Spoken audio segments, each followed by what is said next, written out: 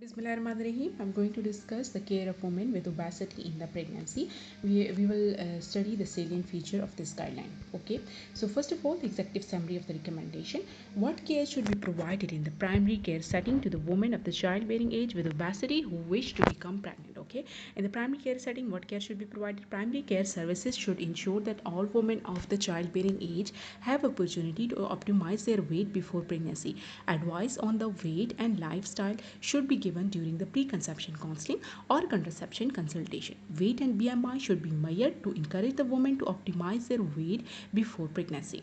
And women of the childbearing age with a BMI of 30 kg per meter square or greater should receive information and advice about the risk of obesity during pregnancy and childbirth and be supported to lose weight before conception and between the pregnancies in line with the NICE guidelines. Okay, women should be informed that the weight losses between pregnancy reduces the risk of there are different risks which can be reduced if she loses the weight.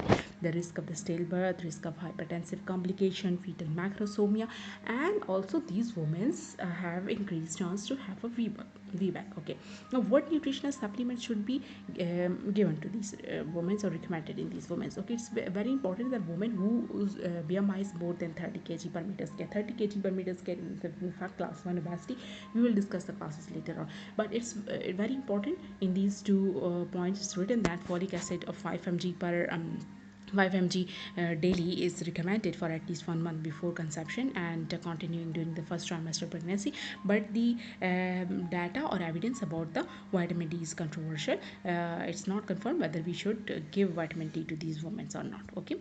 Now, provision of the antenatal care. It's very important that antenatal care should be provided to these women. How and where should antenatal care be provided? Care of the woman with obesity in pregnancy can be integrated into all antenatal clinic with a clear local policies and guideline for the care available. Okay, in each and every antenatal care for the obese women there should be clear guideline. Now, what are the facilities, equipment and personnel available? Okay, there should be proper facilities for the women at the booking if their BMI is more than 30 kg per meter square. Okay, and those equipments and those facilities include circulation space, accessibility including the doorway width and threshold, safe working loads of the equipment and floor, appropriate theater gown, equipment storage, transportation, staffing level, availability of and procurement process for specific equipment including the large blood pressure cuff. Okay, large blood pressure cuff should be available to them. Appropriately sized compression stocking and pneumatic compression devices sit on a waiting scale and large chair without arms and large wheelchair, ultrasound scan couches and ward delivery beds, mattresses, theater trolley, operating theater table and lifting and lateral transfer equipment should be available. Now, it's very important that women with a BMI of 40 kg per meter square or more, okay, 40 kg per meter square is included among the class 3 obesity. For women, moving and handling are likely to prove unusually difficult. Should have a moving and handling risk assessment carried out in the third trimester of pregnancy to determine any requirement for the labor and birth. Now, clear communication of manual handling requirement should occur between the labor and theater suits when the women are in early labor. Now, some women with booking BMI of less than 40 kg per meter square or greater may also benefit from assessment of moving and handling requirement in the third trimester, and this should be decided on individual basis. Okay, now it's very important that we should do measuring weight, height, and BMI. When and how should women how often should maternal weight, height and BMI be measured? How often should it be measured? It's very important that all the pregnant women should have their weight and height measured using appropriate equipment and their BMI calculated at antenatal booking visit. Measurement should be recorded in the handheld notes and electronic patient information system. And for women with obesity in pregnancy, consideration should be given to reviewing the woman during the third trimester to allow appropriate plans to be made for equipments and the personnel required during the labor and birth. Okay, at booking and reviewing and the third trimester. Now, what is the acceptable gestational weight gain in obese women? There is a lack of consensus on the optimal gestational weight gain. Until further evidence is available, a focus on a healthy diet may be more appropriate than prescribed weight gain targets. Now, information giving during pregnancy. What are the clinical risks of maternal obesity to the maternal and fetal health in pregnancy? All the women with a booking 30 BMI of 30 kg per meter square or greater should be provided with accurate and accessible information about the risk associated with obesity in pregnancy and how they can be minimized. Women should be given opportunity to discuss this information. Now, what dietetic and exercise advice should be offered to these women? Dietetic advice by an appropriately trained professional should be provided early in the pregnancy and where possible in line with the lifestyle.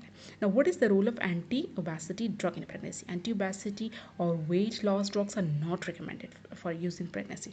Now, risk assessment during pregnancy in the woman with obesity. What specific risk assessment are required for anesthesia? Now, pregnant women with a BMI of 40 kg per meter square or greater should be referred to an obstetric anesthetist for consideration of the antenatal assessment. Now, difficulties with the venous access and regional and general anesthesia should be assessed, and in addition, an anesthetic management plan for the labor and birth should be discussed and documented. Multidisciplinary discussion and planning should occur where significant potential difficulties are identified. Now, what specific risk assessment are required for prevention of the pressure sores? Okay, these women are also at risk of pressure sores as well. Okay, so a woman with a BMI, a booking BMI of 30 kg per meter square or greater should have a documented risk assessment in the third trimester of pregnancy by an appropriately qualified personnel to consider issues, tissue viability issues. Okay, tissue viability issues should be discussed by an appropriately qualified person. Now, this should involve the use of validated scale to support the clinical judgment. Now, special consideration for screening, diagnosis, and management of the maternal disease in women with obesity. These women are at greatest risk of having maternal diseases. Now, what special consideration are recommended for screening, diagnosis, and management of gestational diabetes in women with diabetes? Okay, it's written that all women with a working BMI of 30 kg per meter square or greater should be screened for gestational diabetes according to the NICE or Scottish Intercollegiate Guideline. Now, what special consideration recommended for screening, diagnosis, management of hypertensive complication of the pregnancy in women with obesity? An appropriate size of the cuff should be used for the blood pressure measurement taken at during visit and all subsequent antenatal consultation. Okay, and the cuff size should be documented in the medical record. Clinician should be aware that the woman with the class 2 obesity or greater should have increased risk of preeclampsia. Compared with those of the normal BMI. Women with more than one moderate risk factor, BMI of 35 kg per meter square or greater, first trimester, first pregnancy, maternal age of more than 40, family history of preeclampsia, multiple pregnancy, may benefit from taking 150 mg of the aspirin daily from 12 weeks of gestation until birth of the baby. Okay, these drugs are written in the NICE guideline of hypertension. Women who develop hypertensive complications should be managed according to the NICE guideline. What special consideration are recommended for prevention, screening, and diagnosis and management of the venous thromboembolism? Okay, those women who have BMI more than 30 kg per meter square, they should have risk assessment for VTE assessment. Okay, risk assessment should be individualized, discussed, and assessed and documented at the first antenatal visit during pregnancy. Okay, and according to the RCOG guideline, they should be given thromboprophylaxis, and if develop VTE according to the RCOG guideline 37B, they should be given thromboprophylactic management, acute management of thromboprophylaxis. What's consideration or recommended for screening, diagnosis, management of the mental health problem? Okay, these women are at greater risk of the mental health problem, and there is insufficient evidence to recommend lifestyle intervention to prevent depression and anxiety in the women with the anxiety and obese women. Now, antenatal screening. What special consideration does maternal obesity have for screening of the chromosomal abnormality? Or women should be offered antenatal screening for chromosomal abnormality. Women should be consulted, however, at some form of the screening for chromosomal anomalies are slightly less effective with the raised BMI. Okay, screening is less effective with the raised BMI, and consider the use of the TVS in women in whom it is difficult to obtain knuckle translocancy. Okay, so for the diabetes, for hypertension, for thromboembolism, we will go toward the guideline as far as the screening for chromosomal abnormalities is concerned, as there are certain problems with assessment. So in that cases, TVS is done for obtaining the Eccles pregnancy. What special consideration does the maternal obesity have for screening for the structural chromosomal abnormalities? Okay, screening for diagnostic tests for structural abnormalities despite limitation in obese population should be offered, and however women should be considered on form of the screening for the structural anomalies are more limited in the obese women. Okay, fetal surveillance. How and when should the fetus be monitored?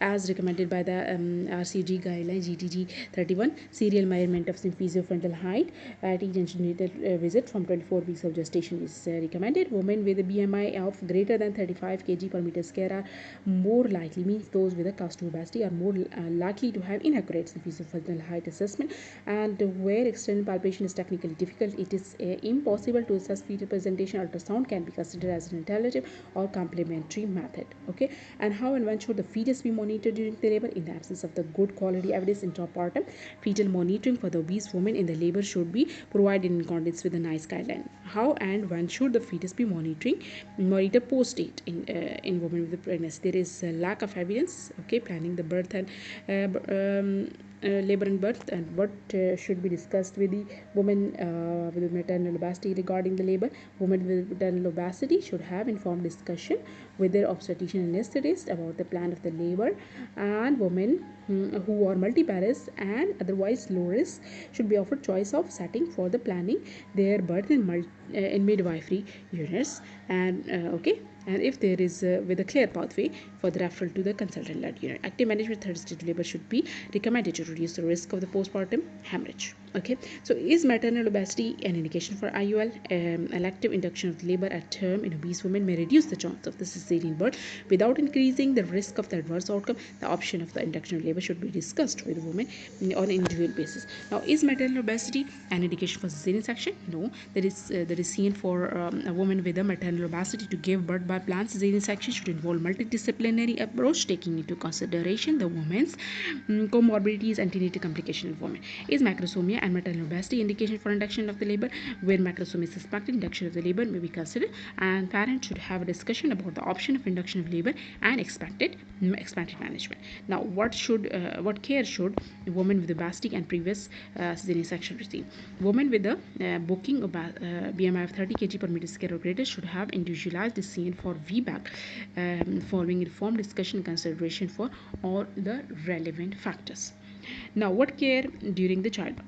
Where should obese women give birth? Class 1 and class 2 maternal obesity is not reason in itself for advising birth within the consultant-led unit, but indicates that further consideration of the birth setting may be required. The additional intrapartum risk of the maternal obesity and additional care that can be provided in consultant-led unit should be discussed with the woman so that she can make an informed choice about the planned places of the birth. Now, what lines of communications are required during the labor and birth in women with the maternal obesity? The on-duty anesthetist covering the labor ward should be informed of all the women with a class 3 obesity admitted to the labor ward for the birth. This communication should be documented. What midwifery support should be given? Okay, there should be a proper midwifery support to prevent the pressure sore and monitor fetal condition. What specific intervention may be required during the labor and birth for the woman with obesity? Okay, there should be clear guideline. Women with 40 kg or more BMI should have venous access established in early labor. Consideration should be given to sitting of the second cannula. Active management in the third stage of labor should be given, especially in those women with a 30 kg of per meter scale, makes this even more important. Okay, and there is paucity of the high quality evidence to support the use on the of the one surgical approach over the other. Okay, and what prospective wound care is recommended? Okay, a woman with a class 1 obesity or greater should have cesarean section. Having cesarean section at greater risk of the wound infection, they should receive anti-unit antibiotic prophylaxis at the time of the surgery. Women undergoing cesarean section who have 2 centimeter subcutaneous fat have suturing of the subcutaneous tissue space in order to reduce the risk of the wound infection and wound separation. There is a lack of good quality evidence to recommend the routine use of the negative pressure dressing therapy, barrier retractors, and insertion of the subcutaneous ring to reduce the risk of the wound infection. Obese women requiring cesarean section. Postnatal care and follow-up. How can the initiation and management of the breastfeeding be optimized. Obesity is associated with a low breastfeeding initiation maintenance, and women with the booking BMI 30 kg or more should receive appropriate specialist advice and support antenatally and postnatally regarding the benefit initiation and maintenance of the breastfeeding. But ongoing care, including the postnatal contraception advice, should be given. Okay. Okay, maternal breastfeeding should be considered when making the decision regarding the most appropriate form of the postnatal contraception. What information should be given postnatally to obese women about the long-term health risk? Okay, according to NICE, women in class 1 obesity or greater should continue to offer nutritional advice. Okay, with the appropriate trained personnel, and women with diabetes should have postnatal follow-up. Okay, what supports can be given to the community to ensure the minimal inter-pregnancy weight gain or minimize the risk of pregnancy? Women should be supported to lose weight postpartum and referred to the weight management services where these are available. Okay, management of pregnancy following bariatric surgery. A minimum of 12 to 18 months after bariatric surgery is recommended before attempting pregnancy. And women with a previous bariatric surgery have high risk pregnancy should have consultant-led antenatal care, and they should have nutritional surveillance and screening and deficiencies during pregnancies. And women with bariatric surgery should be offered to refer to dietitian for advice with regard to specialized nutritional needs. Okay, now we will discuss the classification according to BMI. Classification of adults according to BMI: underweight are those with BMI less than 18.5, normal range is 18.5 to 24.9, overweight is more than 25. Pre-obese is 25 to 29, class 1 is 30 to 34, and obese is 35 to 39, and if more than 40, that is class 3 obesity.